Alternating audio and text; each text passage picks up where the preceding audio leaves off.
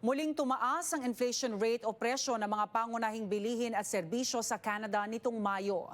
Kaya may pagdududa mula sa ilang eksperto kung magkakaroon pa ng susunod na rate cut mula sa Bangko Sentral. May report si Teresa Redula. Bahagyang tumaas sa 2.9% ang inflation rate ng Canada para sa buwan ng Mayo, mula 2.7% mula Abril. Tinigil ang downward trend na siyang naging daan sa Bank of Canada kamakailan na ibaba ang interest rate sa unang pagkakataon matapos ang halos isang taon. I was both surprised and not surprised. Okay? Not surprised because meron talagang seasonality factors at play itong mga panahon na to. I was surprised na bakit medyo malaki yung sipa nito. Typical daw sa panahong ito ang pagtaas ng presyo sa piling gastusin. Pangunahing nagtulak sa pagtaas ng inflation ang mga serbisyo, kabilang ang cellular services, travel tours at air transportation. Bakit ko nasabing seasonality ito? No? Kasi marami sa ating mga kababayan ang bumibiyahe. Pupunta sila ng Estados Unidos, magkocross ng border. Siyempre, nangyayari doon, gumagamit sila ng data. Kaya pagpalit nila sa Canada, medyo napapamahal yung kanilang pagbayad.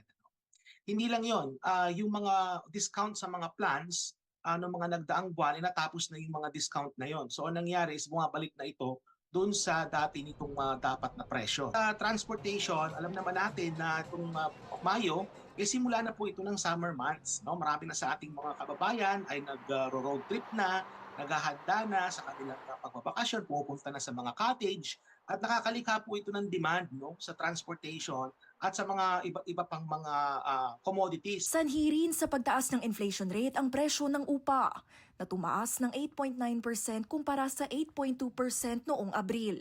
Pinakaapektado ang mga nangungupahan sa Ontario. Ontario is a big province, nakaka-attract siya ng maraming newcomers.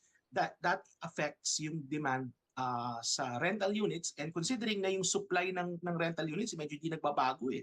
So ibig sabihin tight yung market mo, yung supply mo is hindi masyadong kumataas pero ang laki ng tinataas ng demand. Samantala, sa grocery stores, malimit ding tumaas ang presyo ng pagkain dahil sa gastusin ng mga Canadian sa fresh produce, karne at mga inumin. Nitong Hunyo lamang nang babaan ng Bangko Sentral ang interest rate ng 25 basis points dahil sa pag-stabilize ng inflation. For 5 months now, inflation has been within the Bank of Canada's target range.